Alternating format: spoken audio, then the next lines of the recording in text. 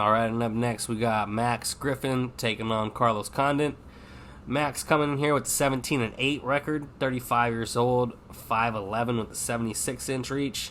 Come back on Condit, 32-13, 37 years old, 6'2" with a 76-inch reach. So breaking down Carlos's last couple fights, I mean, he's coming off actual win streak, actually. 3 wins in a row. 2 wins in a row with Court McGee and Matt Brown. In the Court McGee fight, I had Court in that fight, and unfortunately, Condit proved me wrong. And he looked good. He looked like he had a little bit of fire left in him. Court McGee was somebody that doesn't really get hurt too much, and man, Condit almost had him out of there in that first round. Smashed his whole nose in, and pretty much put him on him. That whole the whole rest of the fight, and Court McGee never looked the same. Looked like he was pretty much just on his recovery mode and just in defense mode the whole time, just trying to get out of there. And then the next fight was against Matt Brown, in which Matt Brown did try to implement some takedowns and whatnot, but it was just too late, and he was getting pieced up, out-volumed, and it was a typical Condit type fight where he was the superior mover in the fight, and stayed out of trouble and offered his baby leg kicks and shit like that. And so yeah, he's been looking good. The flip side on Max, though, he's coming off a few losses, and his last couple fights was a win. He's coming off a big win, actually, over Kenan Song, where he had a knockout, and the fight before that with Ramazan Brahimi, where he elbowed his fucking ear off or whatever. Yeah, that shit was crazy. Before that, though, he's just super inconsistent, man. The fights before that, he dropped a split decision loss to Alex Oliveira. And, Alex Oliveira is just hit and miss and dense now. And he lost to Alex Morono. And that loss is not aging well at all. He did have a win over Zalim Ahmadiyov, but a lot of people thought he lost that fight. And, yeah, again, he dropped back-to-back losses to Thiago Alves and Curtis Millender, who both those guys are not even in the UFC no more. So, yeah, man, he looks like he's coming on, with his last couple wins, couple knockouts. He's just too inconsistent for me. So with that being said, I have to take the veteran. Even though they're around the same age, I got to take the veteran, Carlos Condit.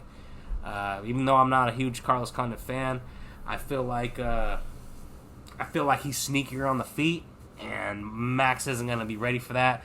You got to remember, he still does those, sneaky head kicks, those sneaky hooks, those sneaky elbows coming in and out. And if you ain't ready for that shit, man, if you ain't never seen something like that, he's going to catch you, and it's going to fuck you up. So give me Carlos, and give me Carlos on this one. All right. For me here, starting with Carlos Condit, he seemed to be on his last legs after 5 straight losses from 2016 to 2018, and it looked like he was, his career was done. And then, however, he came back, and then he defeated, Court McGee and Matt Brown for first of his multi-fight win streak. That's his first one since like 2012. But he has ended 28 of his professional fights inside the distance. We know Carlos does go for that, finish majority of the time unless he's fighting Nick Diaz. And Max Griffin, from Max, man, he's a Northern Cali boy. So I naturally root for him. He initially struggled to find his footing when he got to the UFC. He lost 6 of his first 9, inside the octagon. But over the last 8 months, they've treated him a bit better. As you mentioned, he did stop Brahmimaj and Kenan Song in violent fashion at that.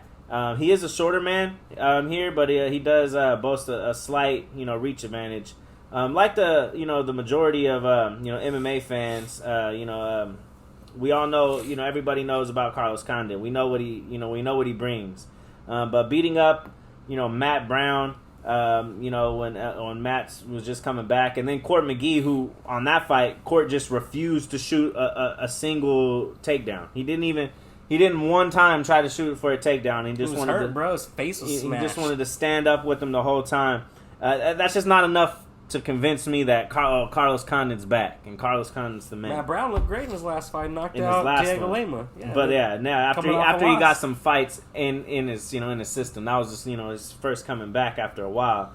But for Griffin, though he is inconsistent, very inconsistent, I think he is skilled enough to at least stay afloat on the feet, and he has developed the offensive wrestling to exploit Carlos's historically bad takedown defense. Condit's always been taken down. Yeah, if you want to take Carlos down, you're going to take him down. And he likes to play off his back. He does, and true. And I think you're going to see a lot of that. But to Condit's credit, though, he's a very tough dude. He can absorb what Griffin's best shots, and he isn't likely to get tapped out. That's for sure.